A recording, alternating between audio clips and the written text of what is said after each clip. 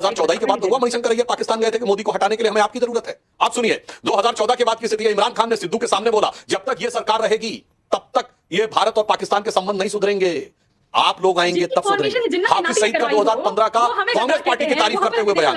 आप सुनिए, आप पूरी बात सुनिए।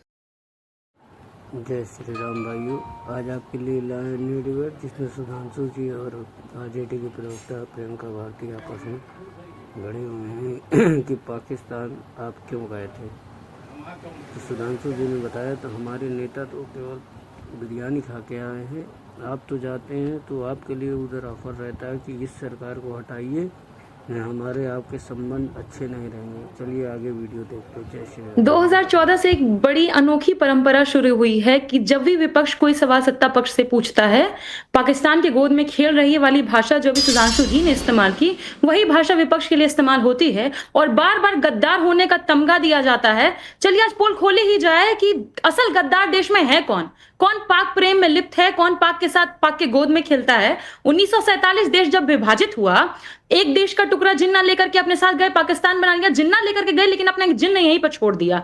जिन्ना का जिन्न जब 1980 में इनकी पार्टी बनी सुधांशु जी की, मुंबई में इनका अधिवेशन होता है। उस अधिवेशन में 20 लाख का खर्च आया। विनय सीतापति जी की किताब में मेंशन है, जुगलबंदी Modi before BJP before Modi में 20 लाख का वो खर्च कहां से इनको मिला था? जिन्ना के नाती ने नहीं प्रोवाइड करवाया था। उसका कर्ज चुकाने के लिए अडवाणी नहीं गए पाकिस्तान, वहां जाकर के आज भी बीजेपी के वेबसाइट पर मेंशन है। अभी भी जब जिस वक्त मैं इनका ये पढ़ रही हूं प्रेस रिलीज, आज भी उनके वेबसाइट पर मेंशन है कि अडवाणी जी ने कितनी बेहतरीन बातें जिन्ना के लिए इस्तेमाल की। जैसे कि कुछ लोग होते हैं जो इतिहास में थोड़ा सा निशान छोड़ करके जाते हैं, कुछ इतिहास बनाते हैं। जिन्ना जैसे लोग इतिहास बनाते हैं। लास्ट लाइन है, my respectful homage to this great man.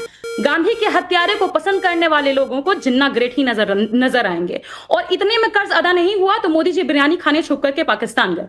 जब हमारी सेना पूर्ण रूप से मजबूत थी, पीओके को हम हासिल कर सकते थे, क्यों सीज फायर करवाया गया? आज भी देश वही सवाल पूछ रहा है। और अगर इस सवाल को पूछने के लिए हमको गद्दार कहा जाता है, तो देश में वही गद्दार है सबसे बड़ा, जो सेना के लोगों को, जब चीफ सेना के एयरफोर्स के चीफ सवाल उठाते हैं कि हमारी स्क्वाड्रन शक्ति घट रही है, हम 40 से 32 पर आ गए हैं क्योंकि समय पर हमको जेट्स नहीं मिल रहे हैं, ट्रेनिंग जेट्स नहीं मिल रहे हैं, तो उन्हीं पर सवाल खड़ा कर दिया जाता है। इनके विधायक कहते हैं पठानिया जी कि सेना के जो वायुसेना के लोग हैं वो सो रहे थे, वो नालायक लोग हैं।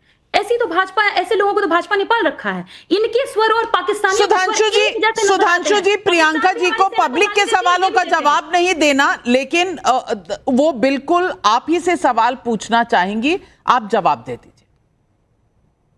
बिल्कुल जवाब देता हूं। प्रियंका जी को मैं चुनौती से कहता हूं, 2014 से पहले जब हम विपक्ष में थे, हमारा एक बयान बताइए जो पाकिस्तान ने अपने पक्ष में कोट किया हो। चैलेंज करके पूछता हूं किसी इंटरनेशनल फोरम पे।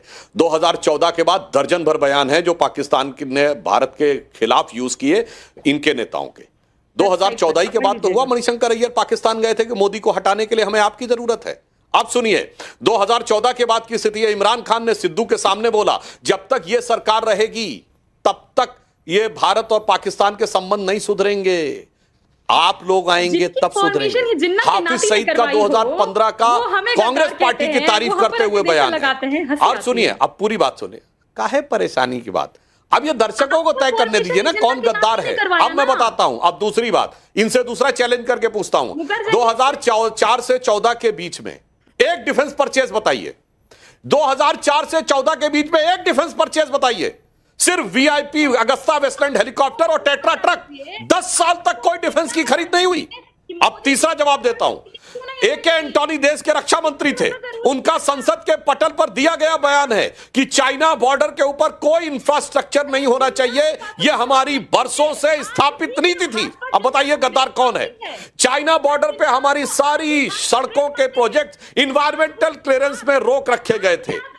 अब मेरे विचार से इस बात का जवाब दे तो समझ में आता है। और दूसरा ये बता दें कि डिफेंस प्रोडक्शन कितना था 2014 में और अब कितना है? डिफेंस एक्सपोर्ट कितना था 2014 में, अब कितना है?